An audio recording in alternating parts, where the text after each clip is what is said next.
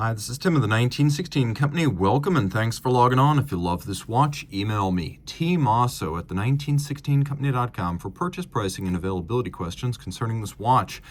In the tradition of the landmark 2021 Premier B09 Chronograph Pistachio, this is the 2023 Breitling Premier B09 Chronograph 40 Champagne. So the name says it all, Premier B09 Chronograph 40. That's the model line, the movement, the fact that it is chronograph, and that it is a 40 millimeter case. If you remember, the original Pistachio was a 40 millimeter case, no date, manual wind, and a much more compact package than the larger Premier 42s. In a lot of ways, it's thinner too. The watch is 40 in diameter, 13.5 millimeters thick from lug tip to lug tip, 47.2 millimeters with a 20 millimeter spacing in between the lugs. Now, when you throw it on the wrist, I'll throw it on mine right here. My wrist is 16 centimeters in circumference. Breitling has provided a very substantial and upscale strap, but it's still not broken in, so it's a bit tight, and I'm pulling it tight, so it's constricting my wrist. But this watch will wear just fine on a wrist as small as 14 centimeters circumference. And here down the barrel, you can really get a sense of perspective of how much clearance I've got on each side. This actually overstates the width of the watch. It's narrower than that. And there's your cuff shot to see how it slips underneath a shirt sleeve. Very good looking leather here from Breitling. Their straps almost always seem a price class above the watch itself. So we have gloss, we have dark brown, we have medium and large rectangular symmetrical scale alligator leather. In fact, I would even go so far as to say this is all large rectangular symmetrically shaped scales. Very expensive, a rare cut of the animal hide. Monotone stitch, some bolstering or stuffing to give it volume, a folded edge.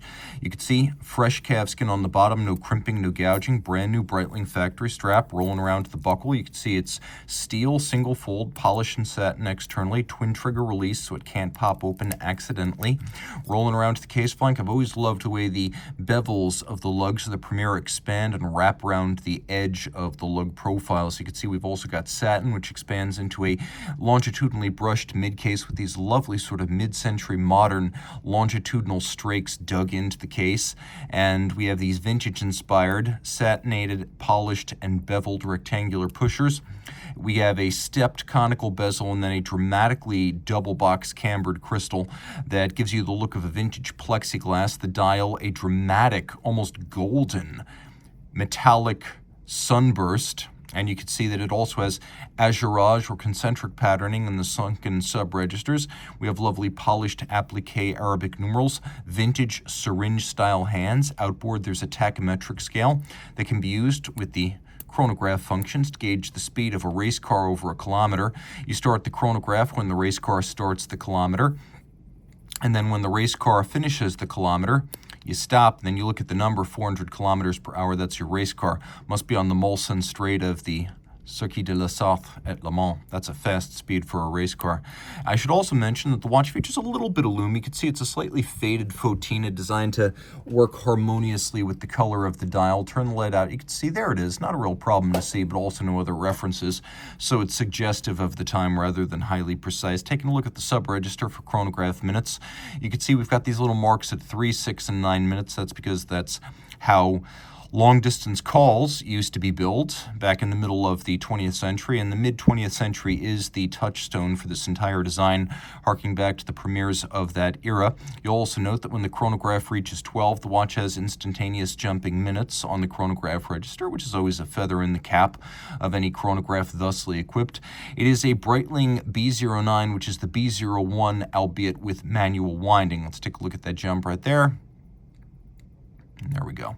Okay, taking a look at the movement itself, we have stop seconds, so you can set the watch to a reference time. We have a column wheel function selector, and there it is. Super crisp, incredibly positive to the touch and to the ear.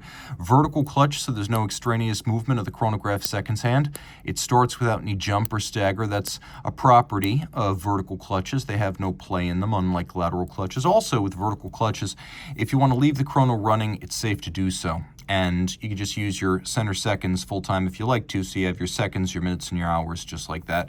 Roll it all over. You might be surprised to realize that this somewhat dress-oriented watch is actually 100 meters water-resistant. This is what I called a bald B01 because it's the B01 without a lot of the winding equipment.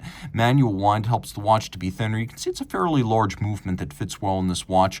So manual wind, 4 Hertz, 28 joules. 5-position adjusted, COSC certified Swiss chronometer, 70-hour power reserve, vertical clutch, and column wheel with hacking seconds. Taking a look at the balance, you could see uses Edicron for adjustment and beat error correction, and a very small eccentric screw. That's the proprietary part of this adjustment mechanism for fine-tuning. Changes probably typically between 3 and 5 seconds per 24 hours. And yes, you can see it is a certified chronometer externally. The movement is certified. Taking a quick look, you'll also appreciate that there's a combination of stripes and polish, though most of this is machine applied, but it's attractive to see all the same. Put it on a water-resistant strap because of the water resistance. You could swim with this, though it is a push-down crown. You can see it's a lovely knurled crown, a pleasure to use. Reach out to Team Mosso at the 1916company.com for purchase and pricing details.